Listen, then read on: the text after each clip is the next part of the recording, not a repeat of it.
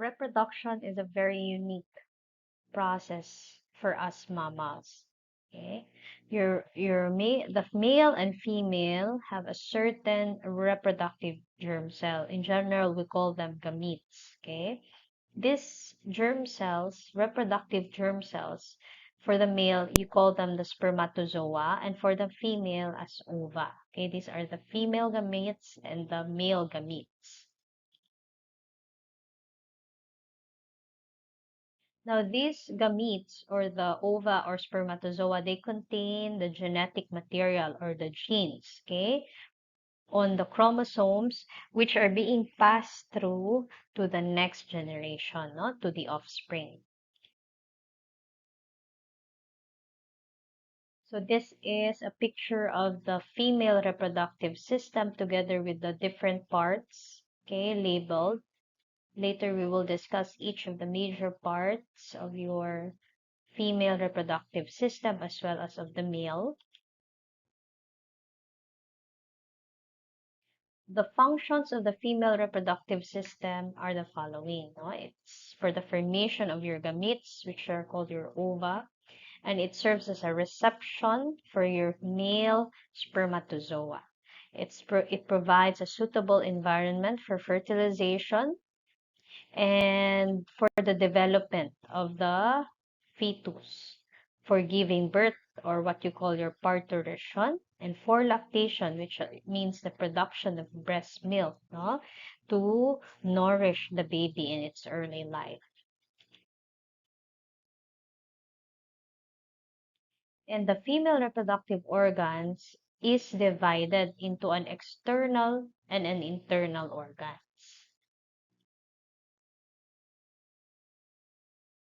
So your external female reproductive organ is this one, composed of your mons pubis, you have your clitoris, the frenulum, no?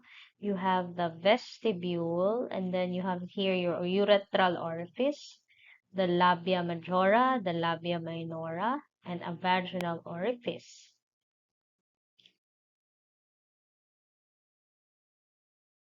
Then the labia majora, these are the two large folds forming the boundary of the vulva. Okay, it's mostly fat containing, no? And there are a lot of sebaceous glands on this uh, skin tissues, and they fold anteriorly, no? In front of the symphysis pubis, and they merge with the skin of the peritoneum. So at puberty, the hair grows on the mons pubis and on the lateral surface of your labia majora.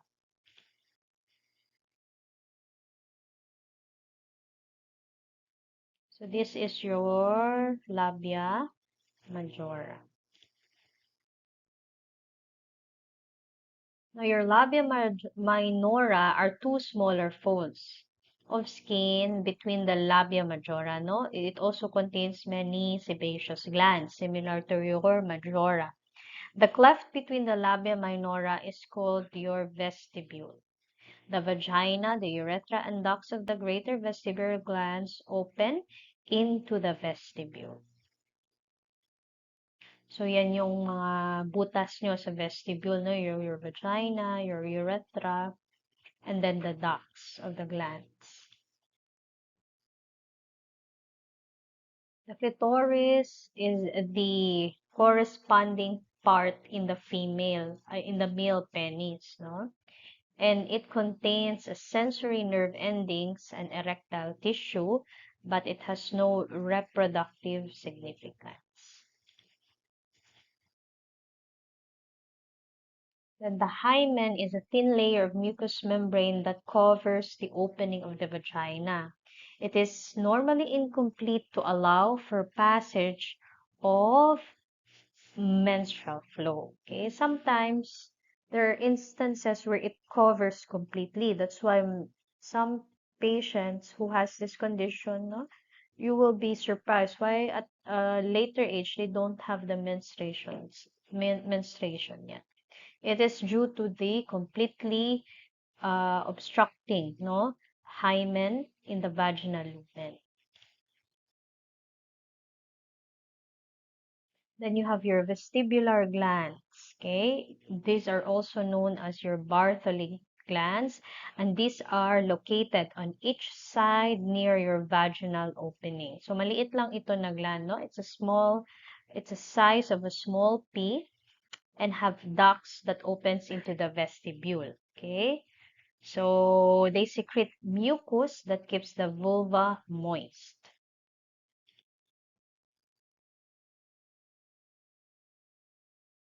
So, if you see, Bartholin gland is located here, no? Side lang sa yung vagina mo. And then the ducts here are over here. So, at the real picture, if you will probably not appreciate it kasi it's very small, no? But in this picture, ito siya. You have other glands also called your skin glands here, no? Just beside your urethra.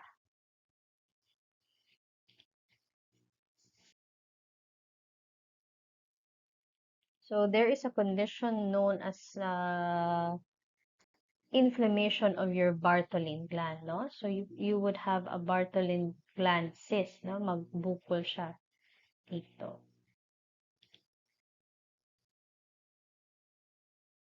Ayan, example of a Bartholin gland cyst can be caused by an infection. Okay?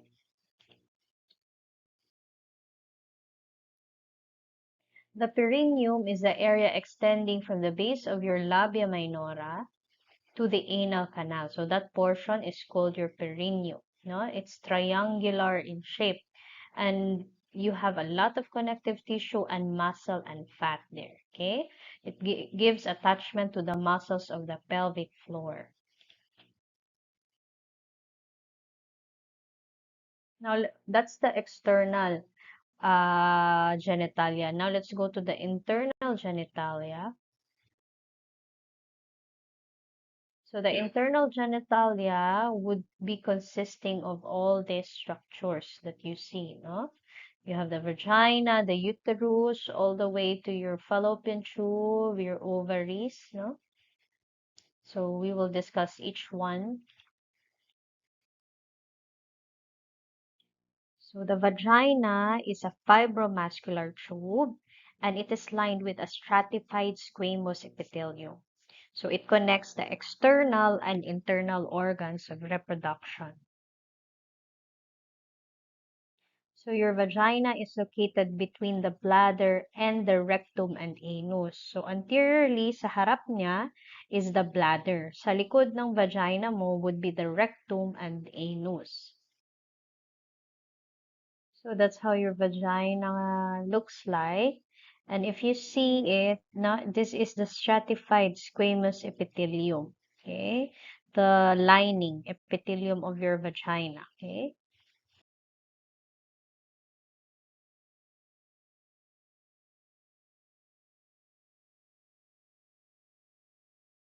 There is a fungal infection that commonly affects your vagina. This is the condition of monilial vaginitis, which is a vaginal yeast infection. The causative agent is this fungi called your Candida albicans. So it's also called vaginal candidiasis. So you will see there would be cheese-like or whitish clump secretions. No? Yun yung manifestation of this kind of infection. Vagina would have three layers, okay? You have an outer covering of an areolar tissue. The middle layer would be a smooth muscle, and yung inner lining is the stratified squamous epithelium. Okay? They create ridges or rugae. So you saw in the picture, no? Parang siyang merong mga lines or ridges. Now, it has no secretory glands, but this is kept moist from the cervical secretions. In the vagina during reproductive years, you have a good bacteria. Okay, you call this your Lactobacillus acidophilus. Why is it a good bacteria? No, and why is it normally present?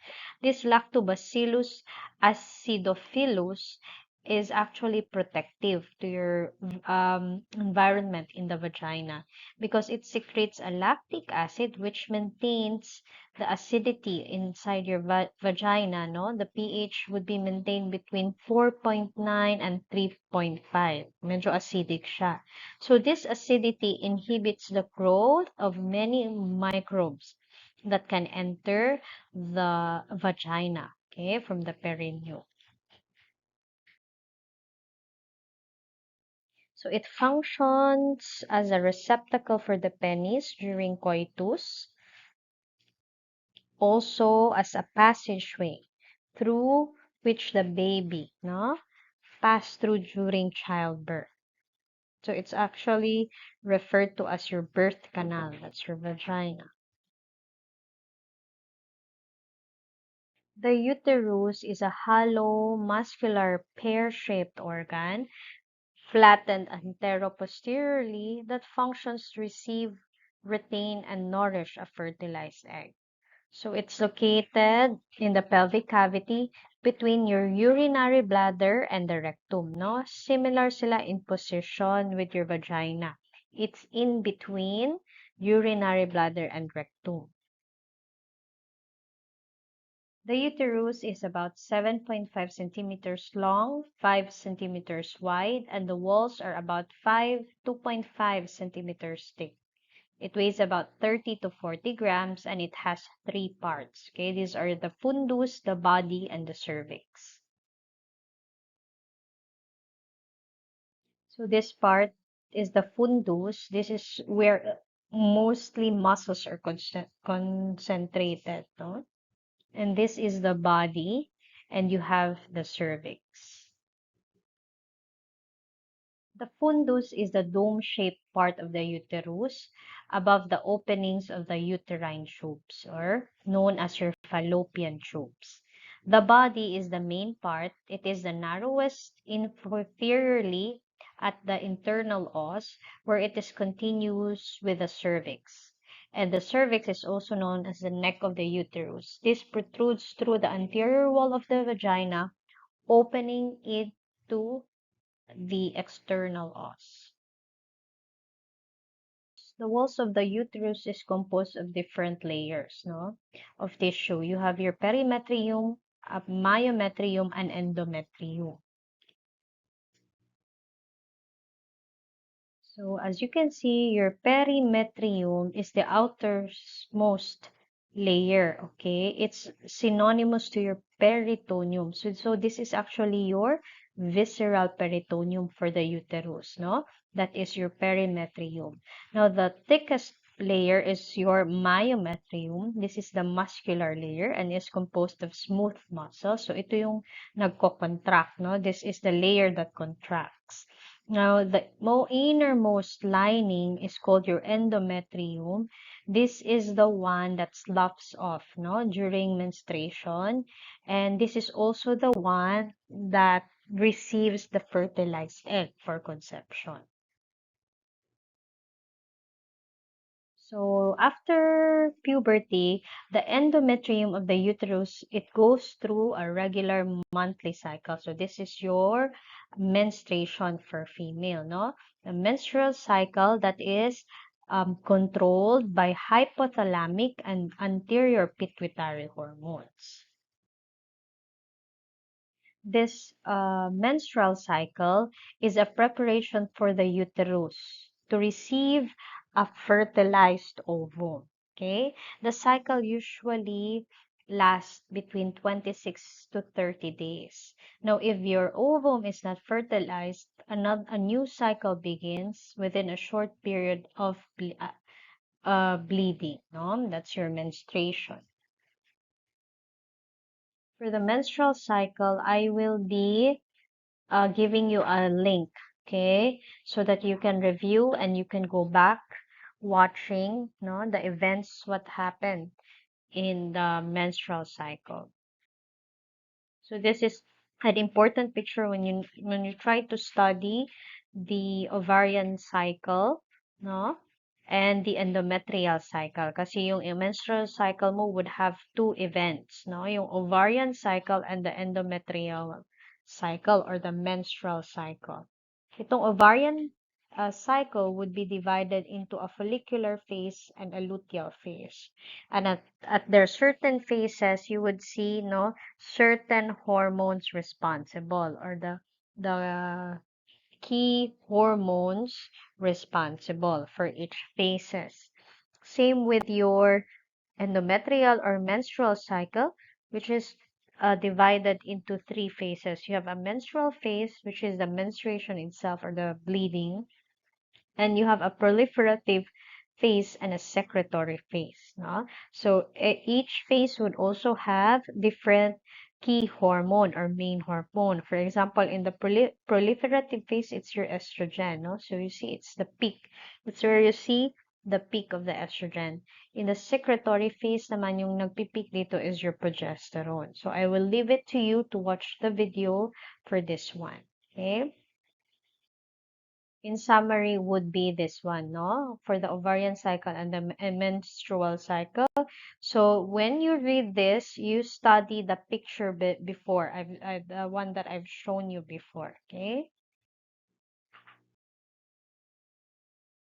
The next part of the female reproductive organ would be your fallopian tube. So you have two, one on the left and one on the right. It's about 10 centimeter long and extends from the sides of the uterus, between the body and the fundus. So they laterally end on the posterior wall, opening into your peritoneal cavity. So it's actually open towards the peritoneal cavity, close to the ovaries. The end of each tube has a finger-like projections called your fimbriae. So we'll see later a picture so you would know how this fimbriae looks like. So this is your fallopian tube, no? This is how your fimbriae would look like.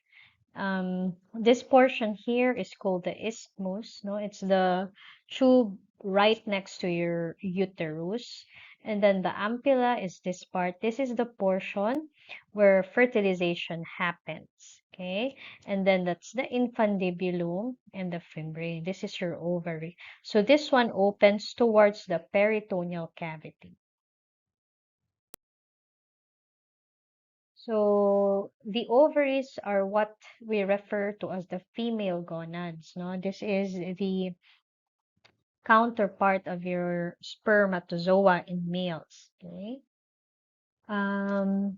They lie in the lateral walls of the pelvis, so they are about 2.5 to 3 centimeter long, 2 centimeter wide, and 1 centimeter thick. This ovaries, both in the right and one in the left, is attached to the upper part of the uterus via a ligament. You call that your ovarian ligament. And to the back of the broad ligament by a broadband tissue called the mesovarium. Okay, so ito yung mga attachments ng ovarian ligament to keep them suspended. No, you have your ovarian ligament and your mesovarium. So inside the ovaries, this is what happens to your follicles, no? As you recruit a certain follicle and they become too mature as your ovum, no? And then ovulation happens, okay?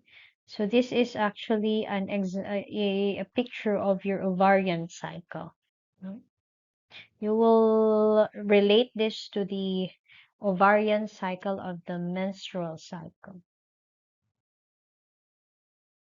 Puberty is referred to as the age at which the internal reproductive organ starts to mature. Okay. When you say menarche, this is the first menstrual cycle that a female experiences. So this is the beginning, okay, of the childbearing period. The ovaries are stimulated by your gonadotropins from the anterior pituitary gland and influenced, okay, by these two major hormones called your follicle stimulating hormone and your luteinizing hormone. So you heard this uh, two hormones in the menstrual cycle. Okay. So, in the endocrine influence to the regulation of a menstrual cycle, no, this is what happens. Your hypothalamus is the source of this luteinizing hormone releasing hormone or your LHRH. Once this is released, it stimulates your anterior pituitary to release these two major hormones, your FSH or your follicle stimulating hormone and your LH or your luteinizing hormone. These two hormones would stimulate different structures, no? For FSH, it has an effect on your ovarian follicle, no? Since it says follicle stimulating, it will influence your ovaries to produce your estrogen. However, your luteinizing hormone or your LH affects on the corpus luteum. No, after ovulation, you develop this corpus luteum, and this LH would influence your corpus luteum to produce progesterone. So in the ovaries, you have a lot of follicles, no? But in every menstrual cycle, you will have one primary follicle. This primary follicle in the ovary is the one that will contain an ovum, no, or your egg cell. Okay? So initially, immature ovum pa yan siya. By the presence of this FSH, no, your follicle stimulating hormone that is produced by your anterior pituitary, it will help the primary follicle to mature. Now, with the presence, no, of a rising amount of luteinizing hormone, this follicle containing your ovum will progress to ovulation, wherein the ovum will be released, and the follicle becomes a corpus luteum in your ovary. Okay, so your corpus luteum is the structure responsible for secreting your progesterone, no? And a little bit of estrogen, but the major hormone it produces is your progesterone, okay?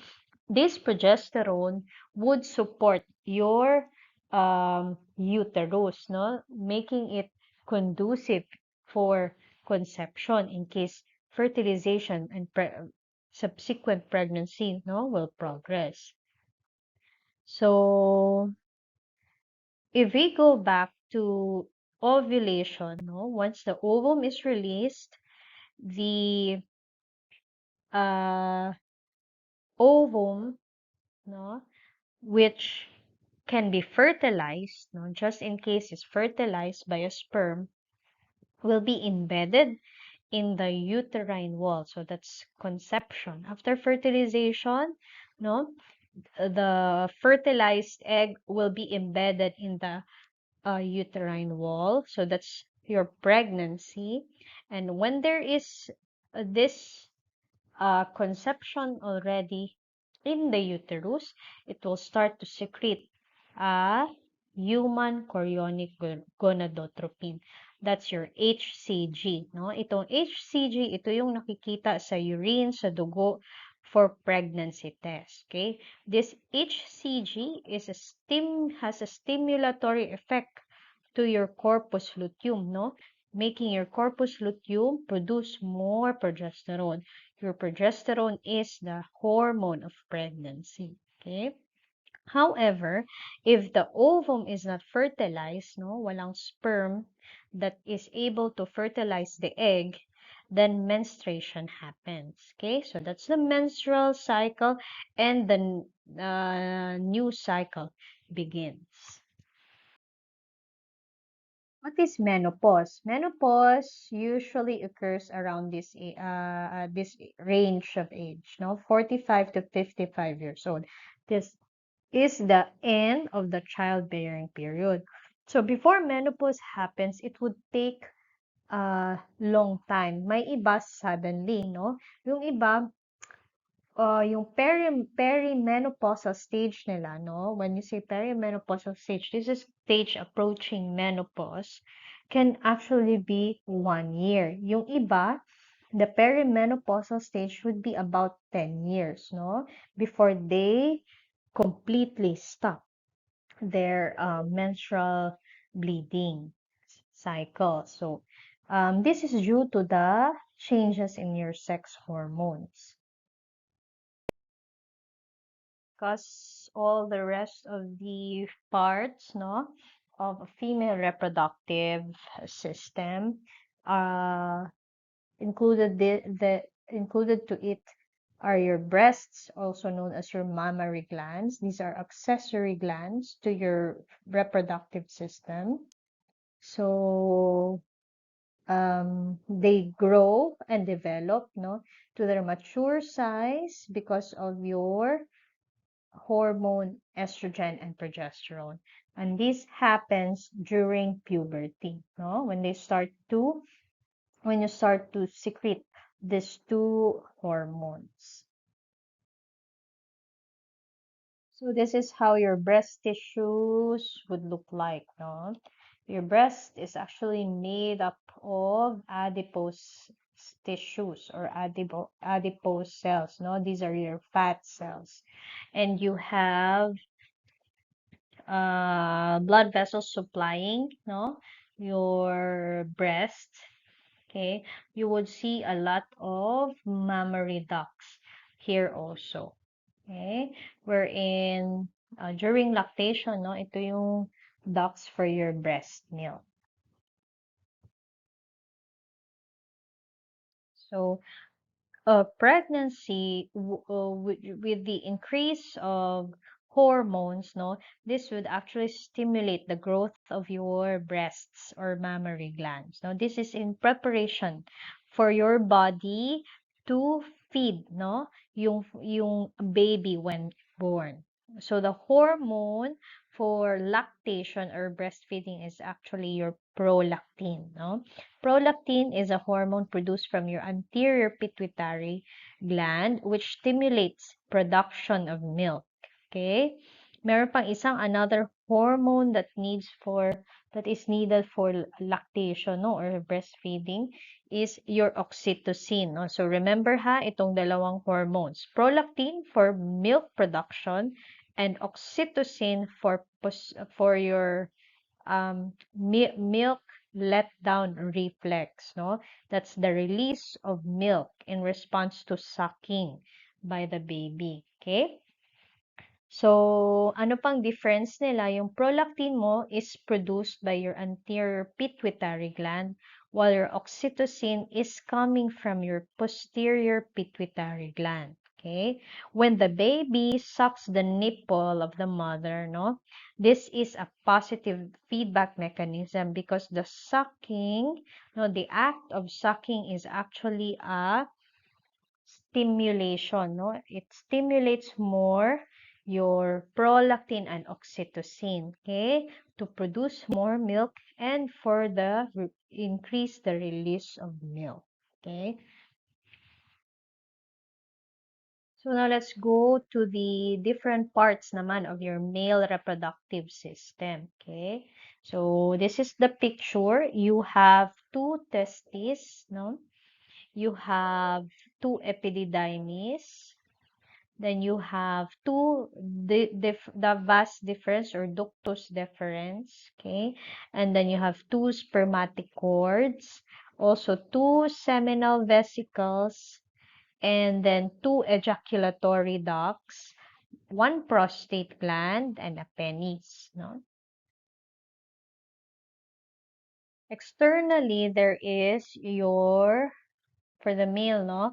Scrotum, okay? Scrotum is a pouch of deeply pigmented skin, fibers, and connective tissue and smooth muscle. So it's divided into compartments, each of which contains one testis. Okay, so as mentioned, each scrotum has its own testis inside, no?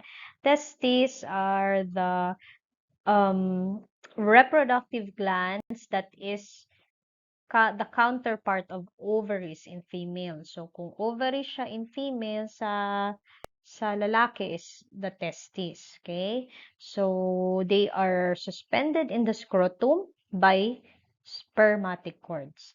And they have 3 layers of tissue surrounding it. So, this is the structure of your scrotum, no? So, your scrotum, as mentioned, meron siyang 3 layers. Yung first inner layer talaga is called your tunica vasculosa. Okay?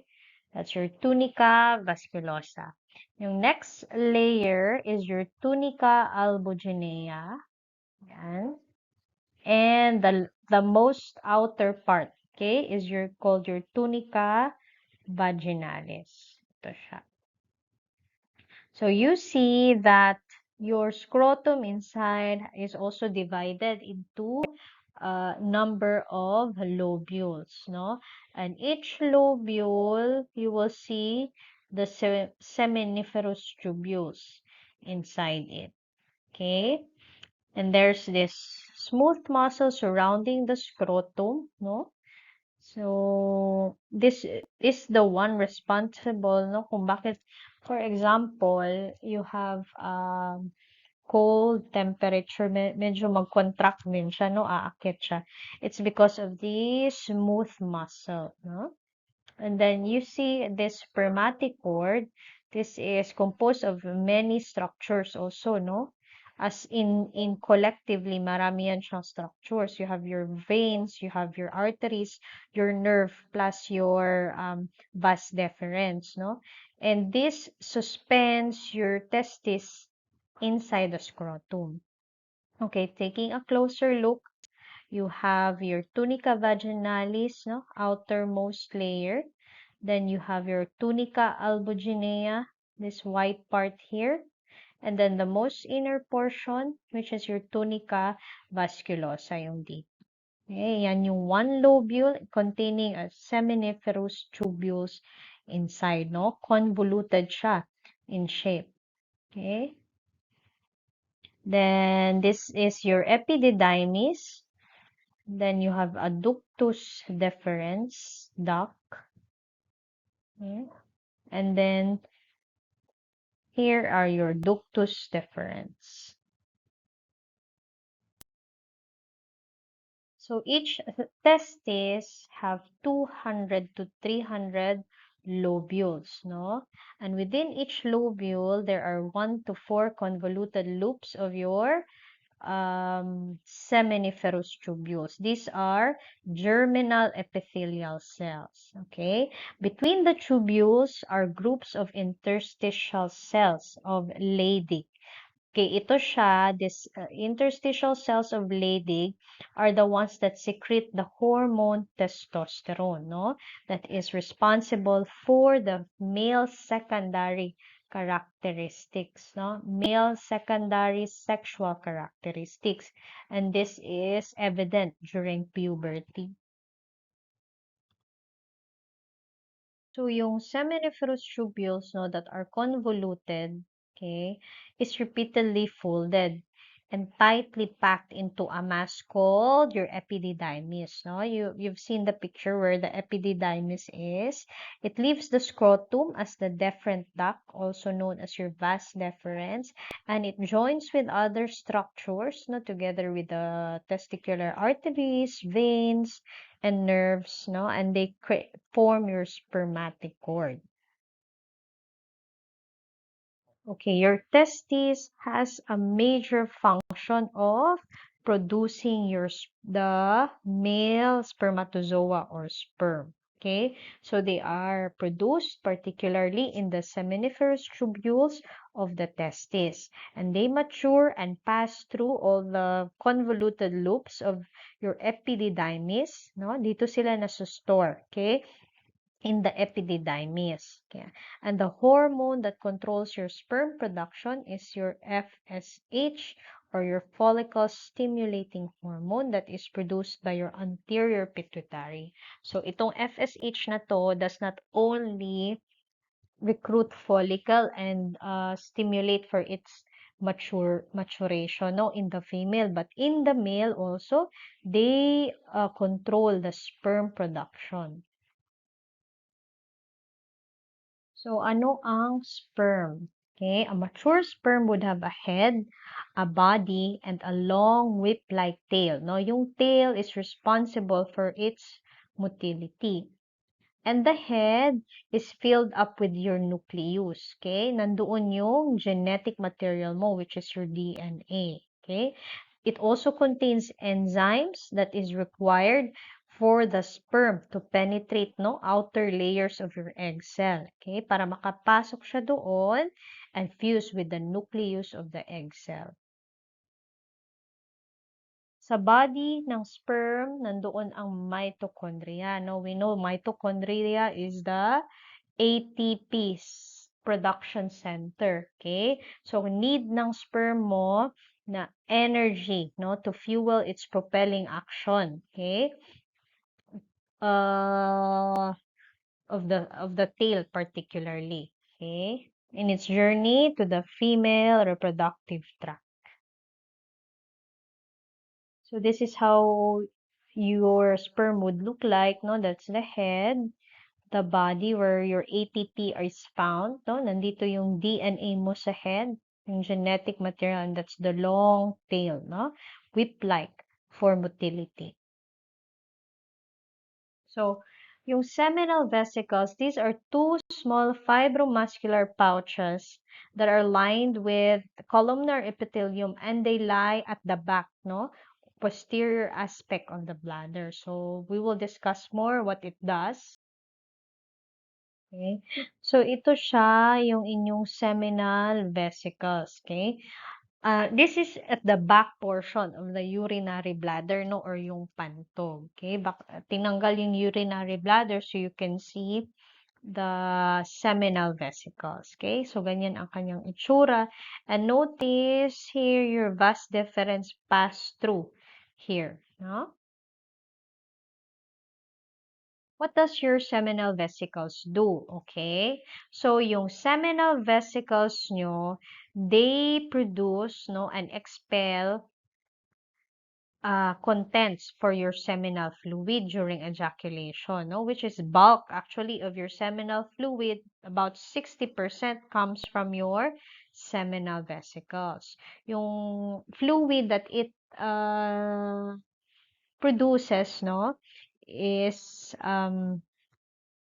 nutrient containing in order to no support your sperm cell. Okay.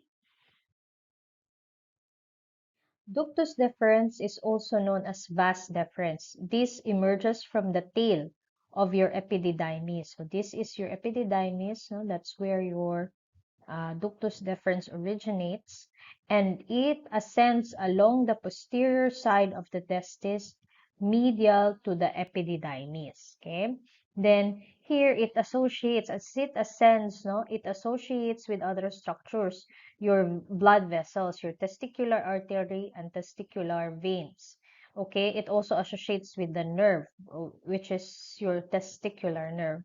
All of these structures, they would form your spermatic cord. Okay. Now, these structures, what you call your spermatic cord, no, wherein your ductus deferens belongs to, this ascend towards the inguinal canal. Okay. This is your inguinal canal in order to enter the pelvic cavity. So if you would trace the ductus deferens, you would see that it would cross the lateral and posterior walls of your pelvic cavity, and it travels over the ureter. Your ureter is over here, so it would be over the ureter and it loops over the posterior surface. So nasa likod ni, this is your urinary bladder. It's behind your urinary bladder, approaching your prostate gland. Okay, so this is your prostate gland. Okay, ito siya. Ductus deferens, no? Over the ureter, approaching the posterior surface of your bladder, going to the prostate gland.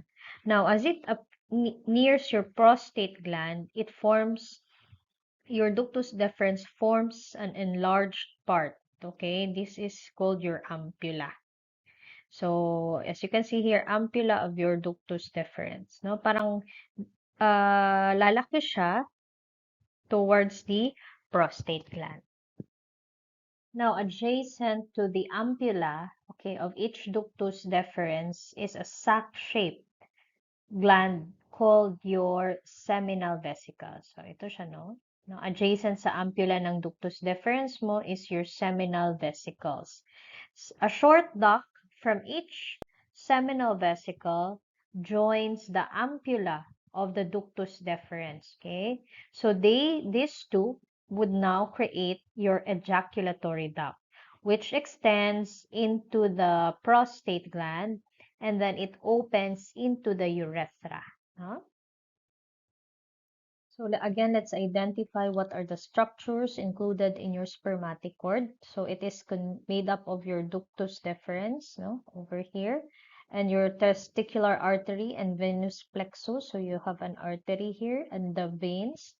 You also have associated lymphatic vessels, nerves, okay, and fibrous remnants of your process vaginalis. So that's the composition, no, of your spermatic cord.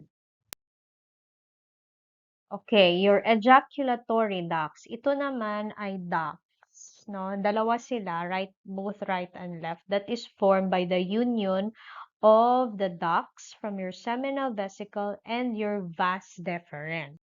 Okay? Both will pass through the prostate gland to join the prostatic urethra. Okay? So this duct carries the seminal fluid plus the sperm to the urethra, no? So, yung dadaanan ng seminal fluid and urine in the male is isa lang, no? Sa urethra siya. The ejaculatory ducts are composed of layers of tissue, same with your seminal vesicles. So, this view here is sa likod, no? Posteriorly, no? You're looking at the back of your bladder, where you see your vas deferens first, then you have your seminal vesicles at the side.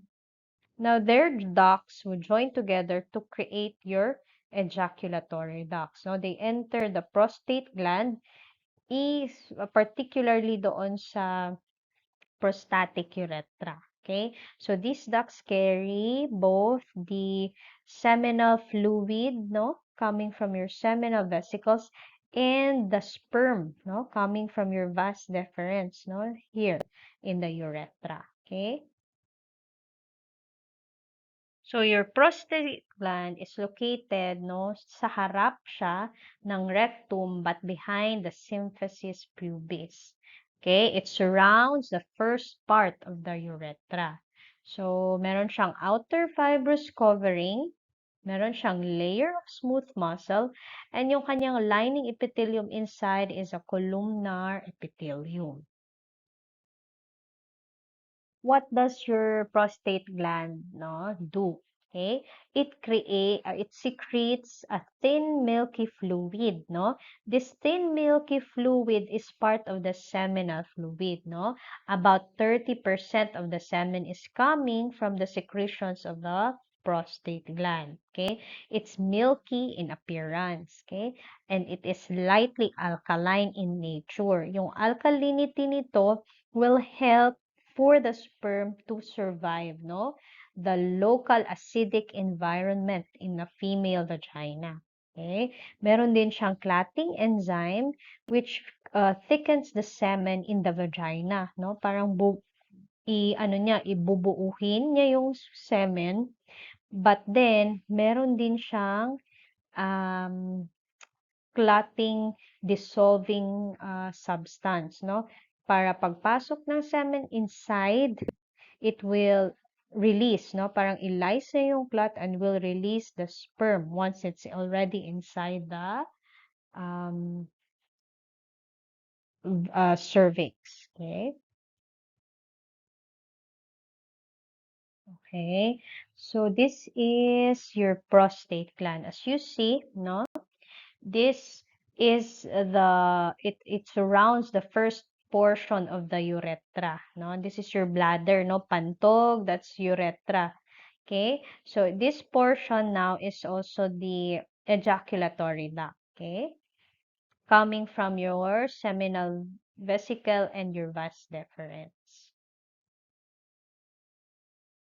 So you see here, this is the normal prostate gland. Ito siya is enlarged, no, ang prostate. So there is a very common condition for old male, no, yung benign prostatic hyperplasia or uh, benign prostatic hypertrophy, no, BPH, okay? Very common siya to an old male, okay? Because of the effect of the hormone, no? It stimulates the growth of your prostatic cells. Kaya yan. And this will block the urethra, no? So, mahirapan yan sila mag-ihi. Okay? Yan, that's why many old male, you will see, no? Kinakatheter sila so that the tube will pass through here, no? To drain the urine. Kasi hindi na yan makaihi, no?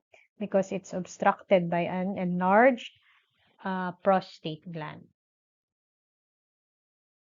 Okay, so yun yung common, yung BPH. Pero when there's also the possibility if you have an enlarged prostate, pwede rin siyang prostatic cancer, no? Which is type of cancer that also is bad siya, no? Bad ang prognosis, mahirap siya i-treat if not discovered early. Okay, that's why you can perform, no, this examination called a digital rectal exam, wherein the index finger will be inserted sa rectum, no, to feel kung meron bang bukol dyan, no, or enlargement sa iyong prostate gland. Okay? Kasi pagpasok mong ganyan, you can directly feel, okay, your prostate gland. Now, let's go to the urethra. So, itong urethra na to is a common pathway, no? As mentioned, common siya, passage for your urine and semen, okay? It is about 19 to 20 centimeters. Galing ito sa urinary bladder, okay? So, meron siyang tatlong portion, no? The first part is called your prostatic urethra. This originates at the urethral orifice of the bladder and passes through the prostate gland. Okay, that's why it's called prostatic. Kasi urethra siya na coming from the bladder, passing through the prostate gland. Okay, prostatic urethra. The second portion is called membranous urethra. This is the shortest portion of the urethra. Okay, it extends from the prostate gland to the bulb of the penis after passing through the perineal membrane. Okay, and the last portion is called your spongious or your penile urethra, which is from the bulb of the penis, no, extending to the external urethral orifice in the glans penis. Okay? So, it would run through the entire penis, no, up to sa glans penis yung paglabas ng ihi. Okay? That's your spongious or penile urethra. So, we're almost done. No? Let's discuss the penis naman. The male penis has a root and a body. Okay? And the root lies in the perineum, and the body is the one that's surrounding the urethra. Okay, there are cylindrical masses of erectile tissue and involuntary muscle, no, inside your penis. Okay, the erectile tissue is supported by fibrous tissue and covered with skin and has a rich blood supply. Okay. Okay, so this is an example, no, of a picture of a penis. Ito yung external urethral orifice, okay? This is the glans penis, and this is the body, no, of the penis, which surrounds the urethra. Okay, so you have your scrotum, no? Yan. So your penis is highly vascular, no? So the erection is actually supported by your blood vessels also in the penis. So you have your dorsal vein, you have your cavernous artery, no? It's also highly innervated, no, with your nerves. So if you cut your penis, no, here, cross section, okay, you will see the tissues inside. Yung tissue, muscle tissue surrounding your urethra, ito yung urethra, ha? This one is called your corpus spongiosum, okay? And then you also have the tissues here, your corporal tissues, which are your corpus cavernosa. Yun yung other term for that. Then the major blood vessel you will see is your deep dorsal vein, no? Actually, this is quite visible. And itong outermost layer is also, no, covered by tunica albuginea. You see this also from the scrotum. Okay?